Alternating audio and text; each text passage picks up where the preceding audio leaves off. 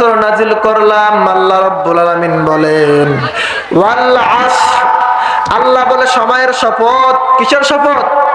আল্লাহ বলে সময়ের শপথ। যারা দুনিয়ার ভিতরে এই সময়টাকে মূল্যায়ন করবে তাদেরকে জিরো থেকে হিরো বানায় দিবেন কে?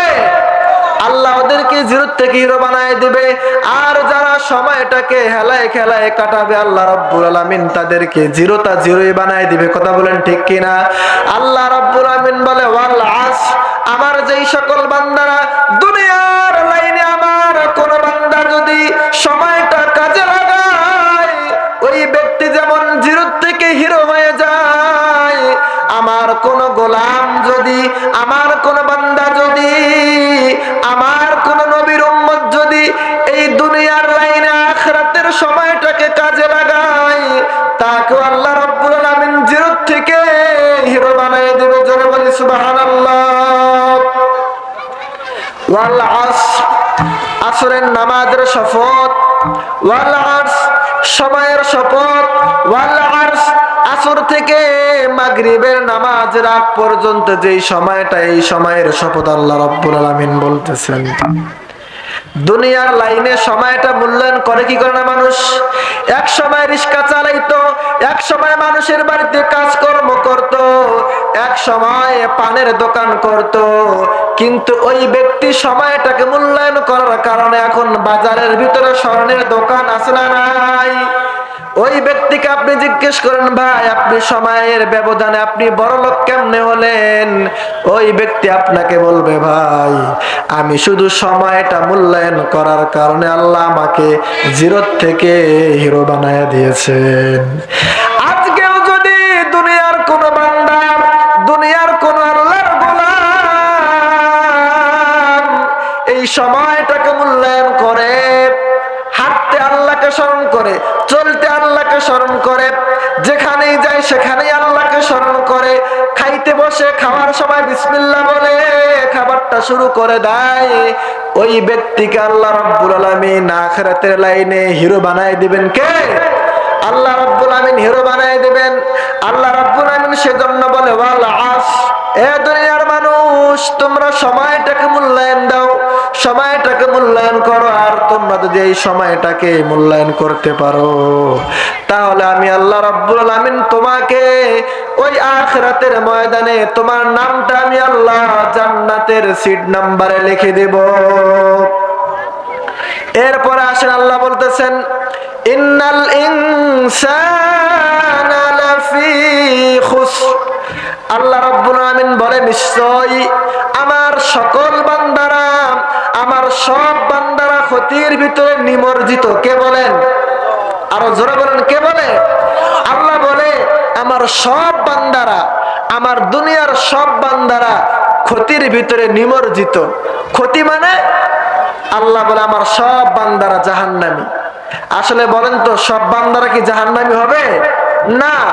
এরপরে তো আল্লাহ বলে দিয়েছেন, আবার রাসূল বলেছে আমার সকল উম্মতেরা জান্নাতি। জোরে বলি সুবহানাল্লাহ। আল্লাহ রাব্বুল আলামিন বলেন ইন্নাল ইনসানা লাফি খুসর, আমার সকল বান্দারা জাহান্নামী, ক্ষতির ভিতরে নিমজ্জিত। আল্লাহ এরপরে বলতেছেন ইল্লা, আল্লাহ এরপরে বলতেছেন না না না, আমার সব বান্দারা জাহান্নামী নয়, আমার সব বান্দারা ক্ষতির ভিতরে নিমজ্জিত নয়। আল্লাহ রাব্বুল আমিন বলতেছেন ইল্লাল্লাযীনা আমানু ওয়া আমিলুস সালিহাত ওয়া আমিলুস সালিহাতি ওয়া তাওয়াসাউ বিল হাক্কি ওয়া তাওয়াসাউ বিস সাবর। আল্লাহু আকবার বলেন। আল্লাহ রাব্বুল আমিন বলেন না না না, আমার সব বান্দারা ক্ষতির ভিতরে নিমজ্জিত নয়। ক্ষতির ভিতরে চার দল বান্দা ব্যতীত সব বান্দারা ক্ষতির ভিতরে নিমজ্জিত। কয় দল বান্দা ব্যতীত?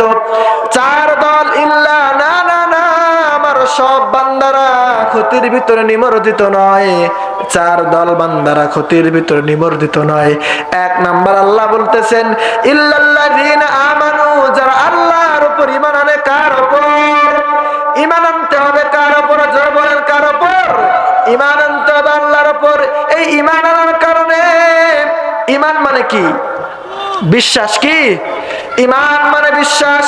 এই আল্লাহর উপর বিশ্বাস জানার কারণে সাহাবায়ে কেরামদেরকে জেল খাটতে হয়েছে, সাহাবায়ে কেরামদেরকে কষ্টের শিকার করতে হয়েছে। এই ঈমান আনার কারণে নবীদেরকে কষ্ট করতে হয়েছে। ঈমান আনার কারণে যুগে যুগে ইমাম আবু হানিফাও কষ্ট স্বীকার করেছে। শুধু ওই যুগেও নয়, বিগত 16টা বছর যারা হকের কথা বলেছে, যেই সকল কোরআনের আলেমরা, যেই সকল আল্লামারা এই হকের কথাগুলো বলেছে, তাদেরকেও কষ্ট দিয়েছে। কথা বলেন ঠিক কিনা? কি আনার কারণে? ঈমান আনার কারণে কষ্ট স্বীকার করতে হবে। সাহাবায়ে কেরাম কষ্ট স্বীকার করেছে, নবীরা কষ্ট স্বীকার করেছে, আমাদেরকেও কষ্ট স্বীকার করতে হবে। আল্লাহ বলে ইল্লাল্লাযীনা আমানু, এক নাম্বার আমার ওই সকল বান্দারা জাহান্নামী নয় যারা আমি আল্লাহর প্রতি ঈমান আনবে। কার প্রতি? আল্লাহর প্রতি ঈমান আনবে। 2 নাম্বার হচ্ছে ওয়া আমিলুস সালিহাত, যারা নেক আমল করে, আমল সালেহ করে। কোন আমল করে? আমল সালেহ করে। আল্লাহ রাব্বুল আমিন বলে, ও দুনিয়ার মানুষেরা, আমি আল্লাহ তোমাদেরকে সংসার করার জন্য দুনিয়ার ভিতরে পাঠাই নাই। আল্লাহ বলে, আল্লাযী খালাকাল মাউতা ওয়াল হায়াতা লিয়াবলুয়াকুম আইয়ুকুম আহসানু আমালা।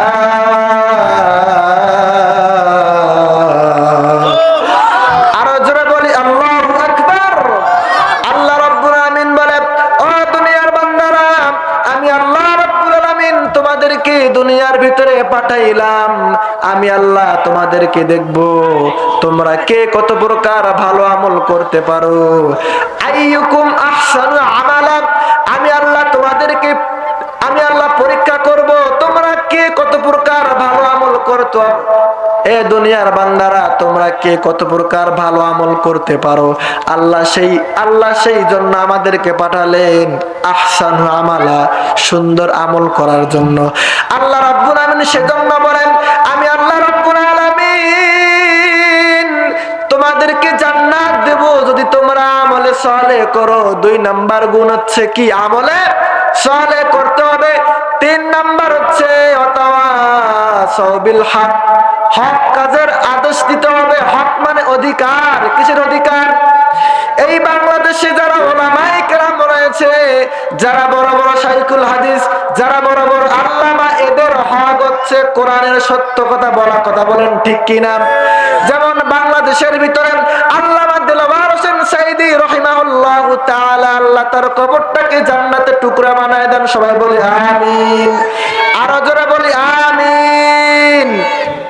ভাইরা আমার, আল্লামা দিলওয়ার হোসেন সাইদি রাহিমাহুল্লাহ রাহমাতুল্লাহি আলাইহি শুধুমাত্র এই কোরআনের হক কথাগুলো বলার কারণে, এই কোরআনের সত্য কথাগুলো বলার কারণে, ভারতের মতো নাস্তিকদের বিরুদ্ধে কথা বলার কারণে এই দেশের স্বৈরাচার শাসক 13 বছর জেলখানার ভিতরে বন্দী করে রেখেছিল। কথা বলেন ঠিক কিনা?